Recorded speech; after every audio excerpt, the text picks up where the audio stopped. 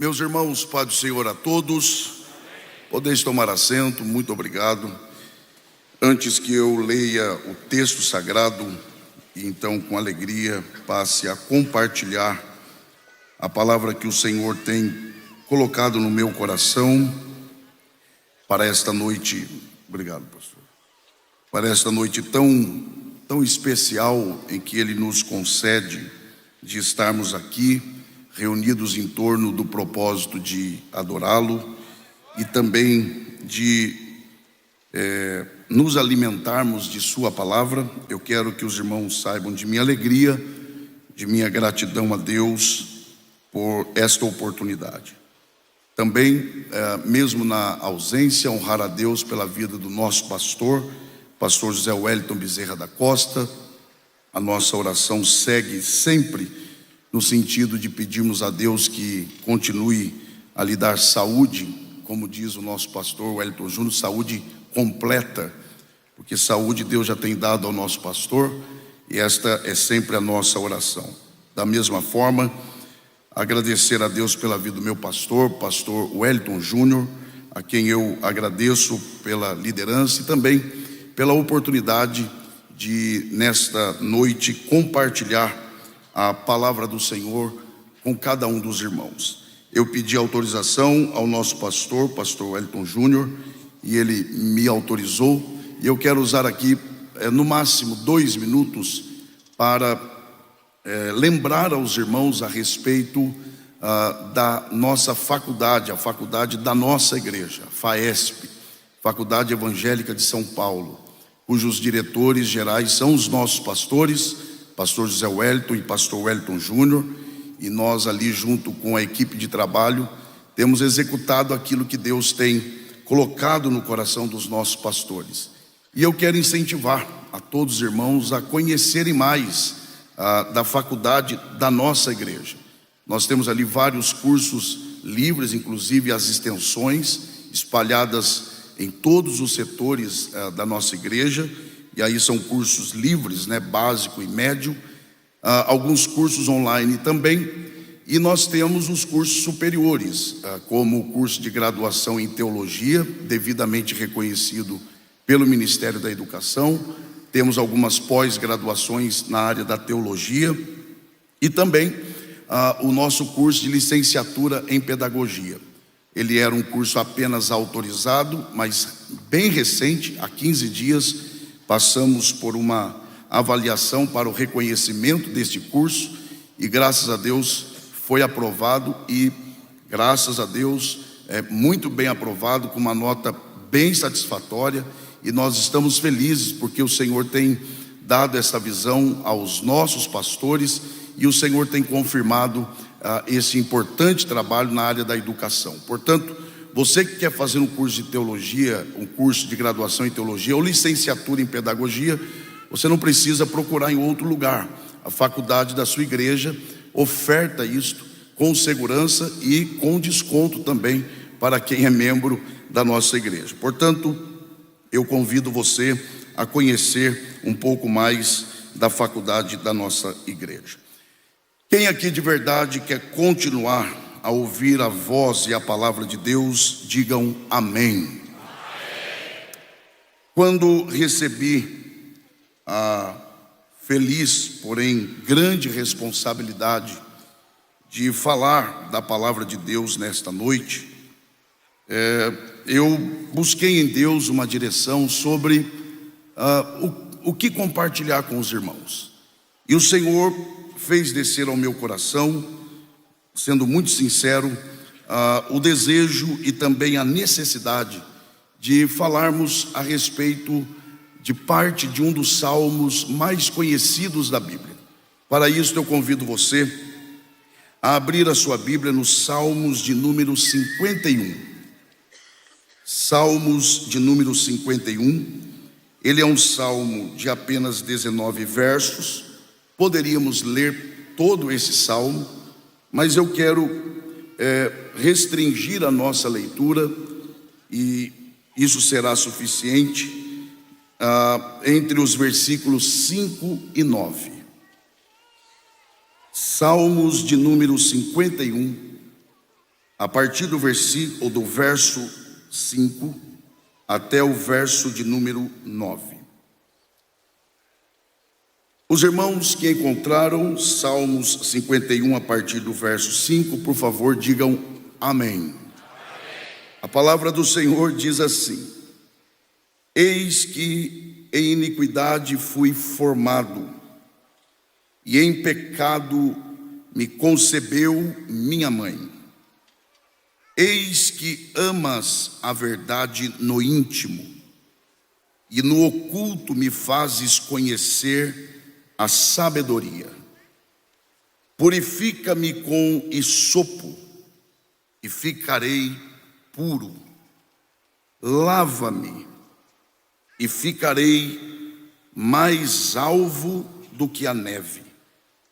Faze-me ouvir júbilo e alegria, para que gozem os ossos que tu quebraste.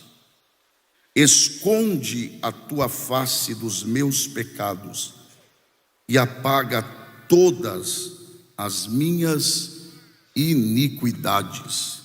E só os que podem digam amém.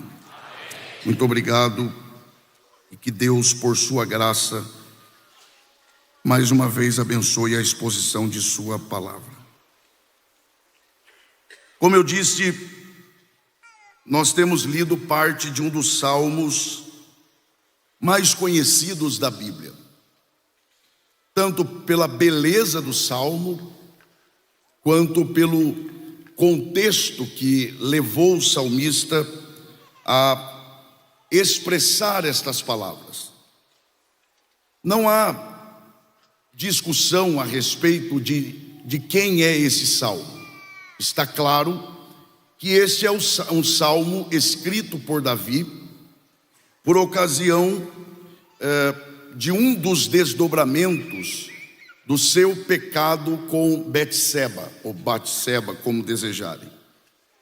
Mais do que isto, este que é um dos salmos que nós podemos chamá-lo de um dos salmos clássicos da Bíblia, ele é o quarto dos chamados salmos penitentes, que é justamente salmos que tratam de mostrar sobre o pecado do salmista, a maneira com que ele lidou com as consequências do seu pecado. Agora, quando nós olhamos para esse salmo, algumas verdades precisam ficar claras, para que não incorramos, pelo menos voluntariamente, em alguns erros de interpretação do salmo. Primeiro, que este salmo, ele sem dúvida alguma é o salmo que mais trata de forma genuína a respeito de três aspectos. Primeiro, sobre o pecado. Segundo, sobre a natureza do pecado. E terceiro, a respeito do remédio para o pecado. Nenhum outro salmo é mais objetivo, é mais claro do que os Salmos 51 a respeito da doutrina do pecado, tanto no que diz respeito ao pecado em si, quanto à sua origem e quanto à solução para esse terrível problema. Um outro detalhe, e isto é fundamental, é de que mesmo diante do seu pecado, da consciência de seu pecado, o salmista em nenhum momento ele fala de outra pessoa. Ele trata de apontar outras pessoas, muito pelo contrário.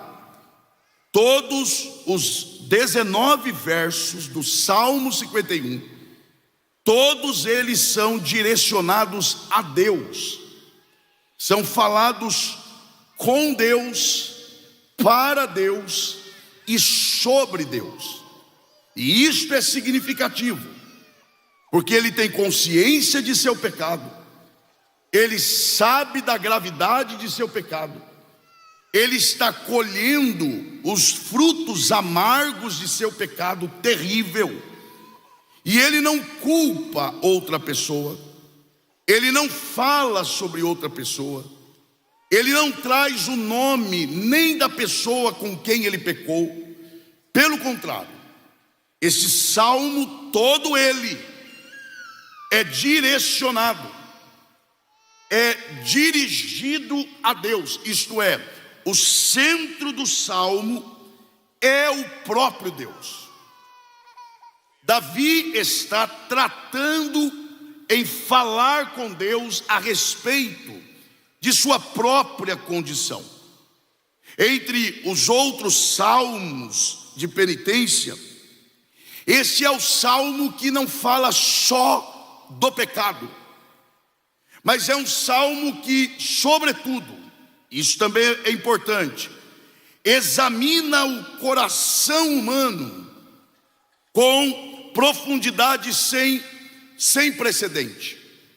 O salmista, ele não só fala a respeito do pecado que ele cometeu, mas ele faz uma avaliação do seu próprio coração. Isso é uma sondagem do coração do salmista. Ele está se autoavaliando. E não há outro salmo na Bíblia com esta compreensão que vai além do que se faz. Pelo contrário, esse é um salmo em que o salmista se desloca apenas do que ele fez para tratar a respeito do estado e da condição do seu coração. Você pode estar pensando, então, o Salmo 51, ele é um salmo teológico. Não. Na verdade, é exatamente o contrário. Não é o oposto. Não é que ele se opõe à boa teologia. É que este salmo não é um tratado teológico sobre pecado. Na verdade, este é um salmo de um clamor apaixonado a partir de um coração atribulado. O salmista está clamando apaixonadamente, fervorosamente. E isto não é fruto da casualidade. Isto, na verdade, é fruto da realidade do seu coração. Porque, na verdade, esse salmo não é outra coisa senão uma oração. E a gente tem que olhar para esse salmo como uma oração que é feita por um movimento natural do salmista, que, primeiro, ele pede perdão, mas ele se desloca do pedido de perdão e ele começa a tratar sobre a realidade do seu ser. Eu vou repetir isso aqui para ficar claro para a gente. O salmista, ele começa o salmo, sim, pedindo perdão, mas ele entende que ser perdoado não é o bastante. Se receber perdão não é suficiente para resolver o problema futuro. Por isso ele se desloca do pedido de perdão para mostrar a realidade, triste realidade do seu ser. Porque o salmista, ele aqui, atente bem para isso, ele trata sobre algo que vai além do seu ato. Como assim ele trata de algo que vai além do seu ato? Ele começa a tratar não só do que ele fez, porque essa é uma tendência nossa, de nos apegarmos apenas aos erros, à prática errada. E aí alguém pode perguntar: pastor, mas esse não é o problema? Não, na verdade esse é o fruto do problema. Os erros praticados à luz do Salmo 51 é apenas o reflexo de um problema maior, de um problema que é mais profundo. Ou seja, o problema de Davi com Batseba apenas refletiu uma realidade do seu coração da qual ele não conhecia. E se você fizer uma leitura um pouquinho mais atenta desse salmo, parece que o salmista está assustado consigo mesmo.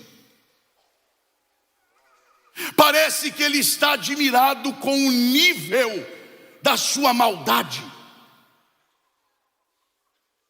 Porque por detrás da mancha da transgressão, do adultério, do homicídio programado, da tentativa de enganar Urias pela segunda vez, ele descobre que o problema maior não é o adultério, não é o homicídio. Ele descobre que por detrás de tudo isso há uma natureza pecaminosa que envergonha. E é isso mesmo. É só olhar o verso 5 que nós lemos. Eis que em iniquidade fui formado, e em pecado me concebeu minha mãe. Como é que ele descobriu isso? No pecado dele. É como se ele dissesse: eu fiz isso. Como é que eu cheguei a esse ponto? Como é que de uma vez só eu quebrei no mínimo 7 mandamentos? Desejar o que não é meu, adulterar, matar, sem contar o pecado de idolatria. Ah, mas não tem imagem. A imagem é ele. O Deus dele é ele mesmo. É o meu prazer, é a minha vontade, e não importa os outros. Essa é a idolatria de Davi aqui. Quem me ouve, diga amém. Nós vamos chegar lá. Mas é isso que ele descobre. E é por isso que a sua oração é dupla. Ela vai em 2 direções. Primeiro, ele ora para Deus perdoar o que ele fez. E depois ele ora para Deus limpá-lo de um mal que ainda está nele. Escute isso aqui. É porque ele olha e ele sabe que já foi perdoado, mas ele ainda olha para ele e diz: mas a maldade ainda está em mim. Então ele agora começa a fazer uma oração dupla. Ele diz primeiro: perdoa o que eu fiz. E depois ele diz: e expurga-me deste mal. Limpa-me deste mal. Ou seja, é por isso que ele começa pedindo perdão. E esta é uma tendência nossa, sabe por quê? Porque a gente quer ser livre da culpa. Geralmente, e eu considero isso seríssimo. Se é sério ouvir, imagine falar. Geralmente a gente começa pedindo perdão pelo que fez. É claro, porque a gente quer ser livre do quê? Da culpa, da vergonha, das consequências. Por isso, a preocupação de Davi primeira é o quê? Me perdoe. É o que ele faz nos versos 1 e 2. No entanto, à medida que ele vai olhando para si mesmo, ele vai rastreando o seu pecado, ele vai buscando o caminho do seu pecado. Ele descobre que existe uma coisa por detrás dele. Ele descobre que existe uma natureza por detrás da prática. E aí é por isso que o seu clamor é profundo. O seu clamor primeiro é por perdão, já o segundo é por pureza. Porque uma coisa é eu me apresentar diante de Deus e dizer: perdoa o que eu fiz. Outra coisa é eu me apresentar diante dele e dizer: eu não quero só perdão, eu quero ser purificado, eu quero ser limpo, eu quero ser livre deste mal que impera em mim. Você crê que Deus está falando aqui nessa noite? O Senhor não quer só perdoar os nossos pecados, Ele quer também nos purificar deles, Ele quer nos limpar deste mal. Ele diz: eu quero ser perdoado, mas isso não é tudo o que eu quero. Eu quero pureza. Eu não quero que o Senhor apenas remova a culpa. Eu quero que o Senhor limpe o meu coração. Eu não quero mais desejar o que eu fiz. Eu não quero mais pensar sequer na possibilidade de pecar de novo nessa área. Eu não quero só ser absolvido, não. Eu quero ser limpo. Eu quero que o Senhor retire esse mal. Eu quero que o Senhor remova de mim este mal. Quem está entendendo a voz de Deus aqui nesta noite? É impressionante a compreensão que o salmista chega a partir da consciência que ele tem, a partir das consequências do seu pecado. E ele divide esse salmo, do verso 1 ao 4, ele fala de perdão. Do 5 ao 9, que é o que nós lemos, ele fala do problema. Diga bem forte, pastor Everson, diga: problema. Não, diga forte, eu sei que não é muito animador, mas vai lá, diga bem forte: problema. Qual é o real problema? Quem nunca se pegou pensando coisas que você nunca imaginou pensar? Como é que eu estou pensando isso? Sangue de Jesus tem poder. Para trás de mim, Satanás. De onde vem isso? O salmista descobre: é o problema do pecado. Mas do verso 10 ao 13, ele evoca a pureza. É como se o Espírito Santo estivesse dizendo para ele: há um problema, e é grave, mas você não está sozinho. Há uma porta de entrada, há uma porta de escape para você. Olhe para cima e clame, não só por perdão, mas por pureza, e o meu Espírito é capaz de purificar o teu coração. Porque daí do verso 14 ao 19, ele fala da promessa desta pureza. Agora, de onde vem a certeza do salmista para clamar como ele clama? Primeiro, ele evoca no verso 1 a benignidade de Deus, a misericórdia de Deus.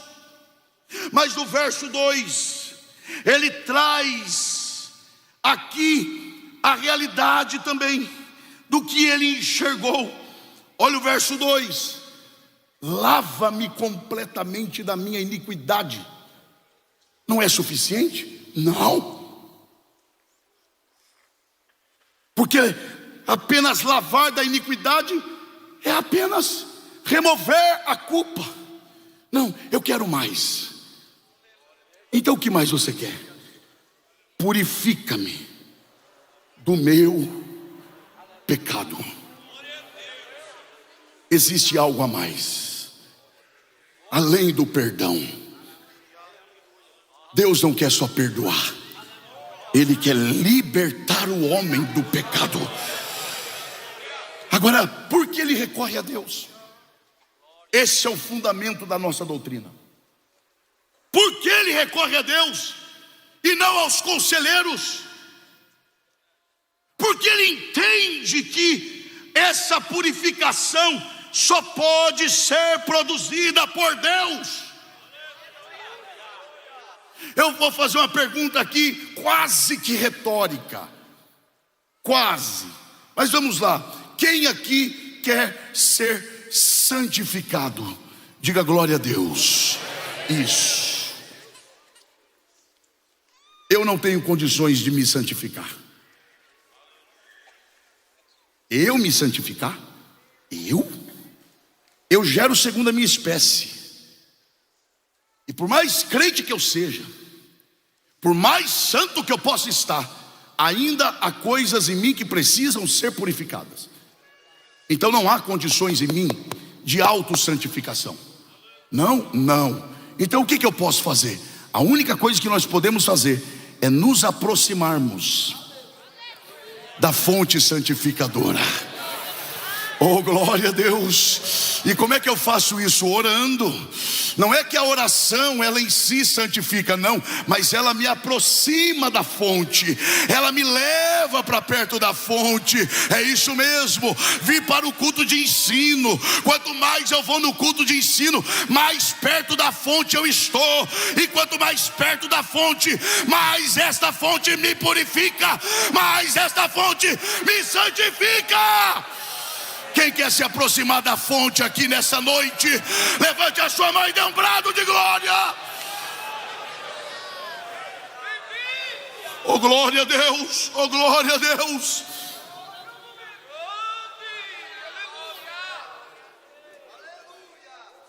Ele vê todo o seu pecado como sendo apenas contra Deus. Quem me ouve, diga amém. Olha o verso 3. A gente tem que entender isso, porque eu conheço. Isso aqui é de uma nobreza. Eu conheço as minhas, não é o outro. Eu fiz isso por carência, eu fiz isso porque fizeram isso comigo. Não. Eu fiz isso porque estava cansado. Não. Lá ele diz: porque eu conheço as minhas transgressões e o meu pecado está sempre diante de mim. Ele reconhece duas coisas aqui. Primeiro, ele reconhece a culpa. Segundo, ele reconhece a responsabilidade. Nós temos aqui homens do direito, e eu não sou homem da lei. Aqui o pastor Flausilino e outros aqui. Pastor Fuser está aí. Depois você pergunta para eles. Uma coisa é culpa, outra coisa é responsabilidade. Imagine um filho de 15 anos que pega o carro escondido do pai, atropela e mata uma pessoa. A culpa é de quem? Do menino. Mas a responsabilidade é do pai. O pai não é culpado, mas o pai é responsável. O que é ser responsável? É dar a resposta àquilo. É ter de dar uma resposta. Davi fala: eu não só sou culpado, como eu sou responsável. Eu vou ter que dar uma resposta ao meu pecado. E eu escolhi responder o meu pecado diante de Deus. Eu vou responder diante dele fazendo, sabe o que? Perdoa-me. Eu pequei contra ti somente. Então eu lhe peço não só o perdão, mas limpeza do meu coração. A depender da forma com que você responder ao seu pecado, Deus responderá positivamente, te perdoando, te absolvendo e te purificando também. Quer ver? Eu vou dizer isso aqui e assumo a responsabilidade. Por exemplo, Deus é culpado do pecado do homem? Não, mas ele é responsável. Como assim, pastor? Claro, ele criou. Não, ele não tem responsabilidade. Então por que ele mandou Jesus? Jesus é a resposta para o pecado do homem. Eu não tenho a sua culpa, a culpa é de vocês, mas eu vou dar uma resposta para vocês. Cristo é a resposta. Oh, glória a Deus. Cristo é a resposta de Deus para o pecado do homem. E quando eu me lanço aos pés dele dizendo, eu vou responder ao meu pecado de joelho, clamando por misericórdia, ele diz, e eu vou responder te perdoando, te purificando, te restaurando, te levantando. Ele considera a justiça de Deus. A gente tem que correr aqui. Verso 4. Ele evoca a justiça de Deus. E depois pergunte aos homens da lei aqui, não a mim, a eles, qual é o papel da justiça? Não é restaurar. O papel da justiça é frear o mal, é paralisar o mal. O mal está avançando, a justiça vem e breca. E o que é que restaura? Prisão restaura as pessoas? Está provado que não. A prisão é para frear o mal, é o exercício da justiça. O que é capaz de restaurar? A graça. Oh, glória a Deus. Por isso está lá em João 3,16, o amor e a justiça. Porque Deus amou o mundo de tal maneira, onde está a justiça? Que deu o seu Filho unigênito. Ou seja, Ele ama e envia, mas Ele é justo e permite que o seu Filho seja moído na cruz do Calvário para exercer a justiça. Na cruz a justiça e o amor de Deus se encontram, e aqueles que confessam a Jesus são perdoados e restaurados do seu pecado. Isso não te alegra, o evangelho não te alegra mais, mas se ele te alegra porque te alcançou, levante a sua mão como perdoado e agradeça a Deus. Oh, glória a Deus, oh, glória a Deus. E aí no verso 5, ele inclui não só o que ele fez, mas quem ele descobriu que ele é. E a consciência do próprio pecado conduzirá a pessoa a identificar não só o que faz, mas quem ela é.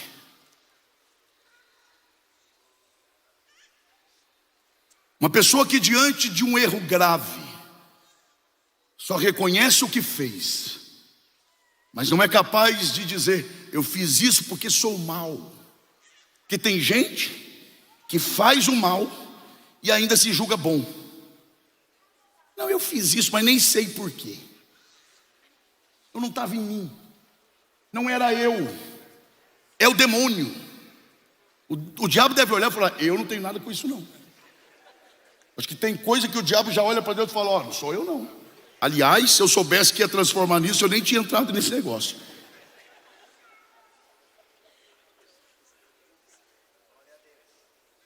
Não.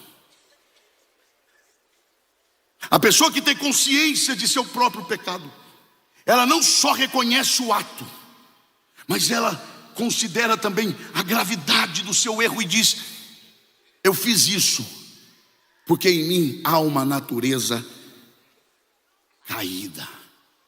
Escute isso aqui com muita atenção e por amor à sua alma. Há pessoas que não têm consciência disso. Há crentes, eu vou dizer aqui com muito respeito, há obreiros que não reconhecem que por natureza o homem é mau. Não, pastor, não é? Pega uma criança de 1 ano e não dê a ela o que ela quer. Ela vai te abraçar, não vai? Vai te beijar, vai ou não vai? O que ela vai fazer? Se você não dá o que ela quer, ela chora. Da onde vem a ideia de que o não é ruim? Fala para uma criança de 2, 3 anos não colocar a mão na tomada. Aí que ela vai. Ela fica olhando para ver se dá as costas. Deu as costas, ela corre. Da onde vem isso?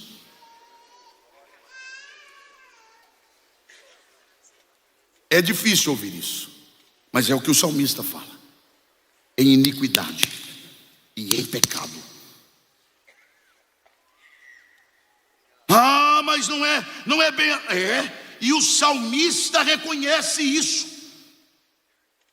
E ele mostra, por exemplo, no pedido que ele faz no verso 7, já avançando, olha o que ele diz no verso 7: purifica-me com hisopo e ficarei puro, lava-me e ficarei mais alvo do que a neve. Por que ele faz esse pedido? Pelo que ele diz nos versos 5 e 6. E o que ele diz nos versos 5 e 6? Não o que ele fez, mas quem ele é. E aí ele mostra, primeiro, a necessidade de eu saber do meu próprio estado. Segundo, nós precisamos reconhecer que o pecado é grave. Eu repito isso e assumo o peso disso. O pecado é grave. E há em nós uma forte tendência de minimizarmos o pecado. É uma falha. É uma imperfeição. Pecado é pecado. E eu falo isso em amor. E porque a Bíblia diz isso. Não, pastor, não é tão sério. Em Romanos 3, do 10 ao 12, Paulo, ele traça a situação e ele vai dizendo: não há um justo sequer. Meu Deus. Pastor, falta 7 minutos. Pois é. Segundo, não há quem entenda. E vai só piorando. Terceiro, não há quem busque a Deus. Quarto, todos se desviaram e se tornaram inúteis. Quarto, ou quinto, não há quem faça o bem, e nenhum sequer. Em outra ocasião diz que Deus, olhando do céu, não viu um justo sequer.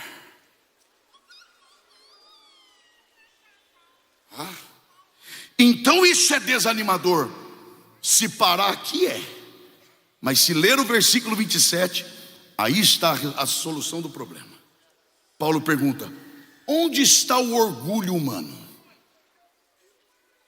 Se todos pecaram, se todos extraviaram, onde está a glória humana?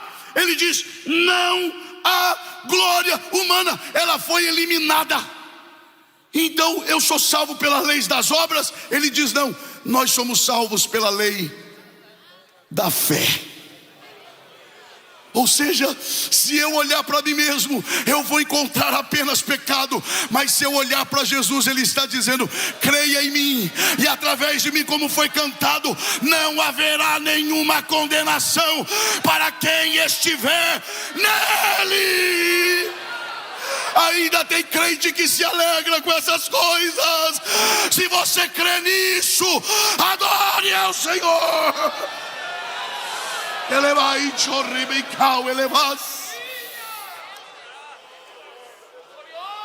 Não adianta dizer ao pecador: Jesus salva. Salva de quê? Não adianta dizer ao pecador: Jesus te ama. E por que não amaria? Ele tem muito motivo para não te amar. Se a gente contar a verdade toda, não sobra um. Todos ficarão na posição do salmista, de joelho, dizendo: purifica-me.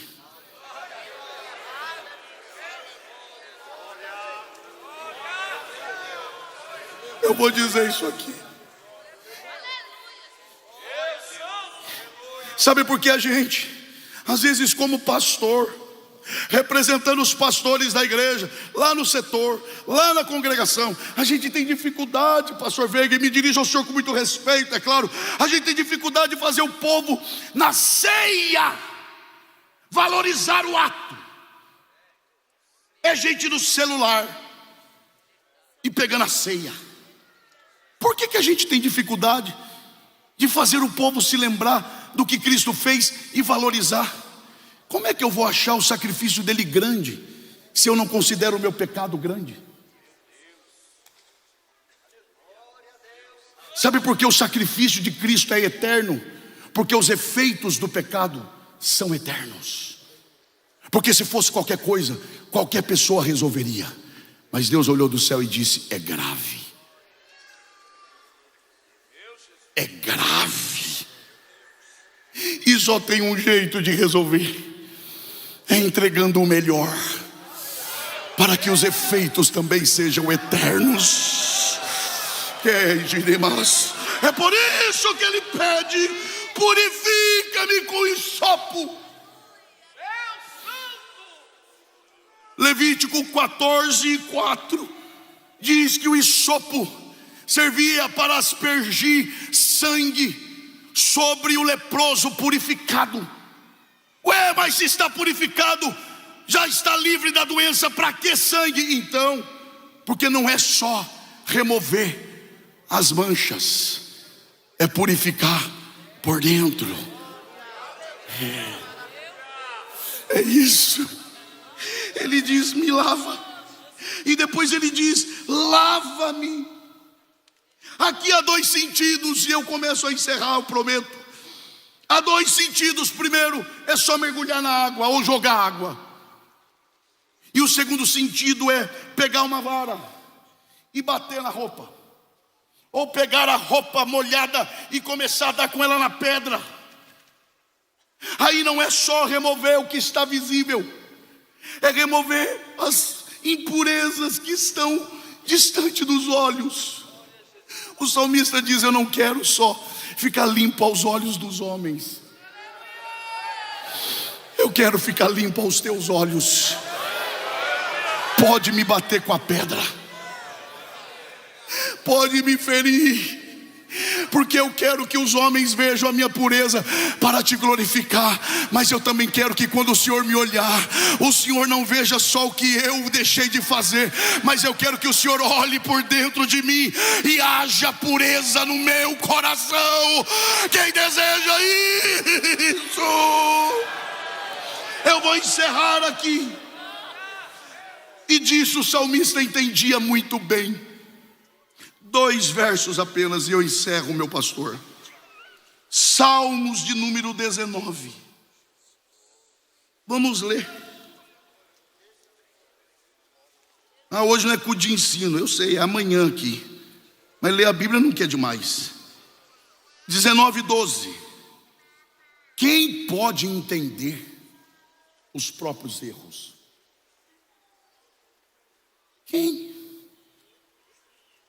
Olha a sequência: expurga-me tu dos que me são ocultos, limpa-me dos pecados que nem eu conheço em mim mesmo.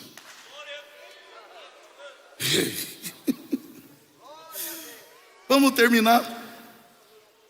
Salmo 139, versos 23 e 24. Sonda-me, vai aonde eu não vou, ó Deus, e conhece no meu coração o que eu não conheço. Prova-me, passa-me pelo teu fogo, prova-me e conhece os meus pensamentos. Olha agora, e vê se há em mim. Como assim? Vê se há. É claro que ele sabe que há caminho mau nele, mas ele diz: vê se há em mim algum caminho mau que nem eu sei que há, e guia-me pelo caminho eterno. Vamos sair daqui nessa noite pedindo a Deus: sonda o meu coração, e purifica-me não só dos erros que eu pratico, mas dos meus sentimentos maus, do desejo de sentir inveja do meu irmão que se dá bem no ministério. Vamos pedir que Deus guarde o nosso coração e nos faça parecido com Jesus, para a glória de Deus. Quem pode glorifique ao Senhor, e que Deus em Cristo nos abençoe. Amém. O nosso pastor pediu e nos autoriza a orarmos. Se coloque em pé, por favor. Quem pode glorificar ao Senhor? Quem quer pedir ao Senhor para nos purificar nessa noite? Perdoado nós já fomos, é verdade, mas Ele quer mais do que isso. Ele quer nos purificar neste lugar. Senhor Deus, em nome de Jesus Cristo, Teu Filho, obrigado, Senhor, pelo privilégio de Te servir. Obrigado, Senhor, pela bênção que o Senhor tem nos dado de estarmos em Tua casa. Te louvamos pela vida dos Teus servos, pela vida do ministério reunido, pela vida dos nossos pastores. Mas, Senhor, eu peço, aplique esta palavra no mais profundo do nosso coração e produza, Senhor, em nossos corações desejo de santidade, desejo de pureza. Alinha, Senhor, o nosso coração ao Teu coração, que os nossos desejos reflitam os Teus desejos. Ó Deus, que tenhamos nojo do que o Senhor tem nojo, e que nós sejamos amantes da pureza, não só do que fazemos, mas do que sentimos, para a glória do Teu nome. E os que recebem digam glória a Deus. Que Deus em Cristo nos abençoe. Amém.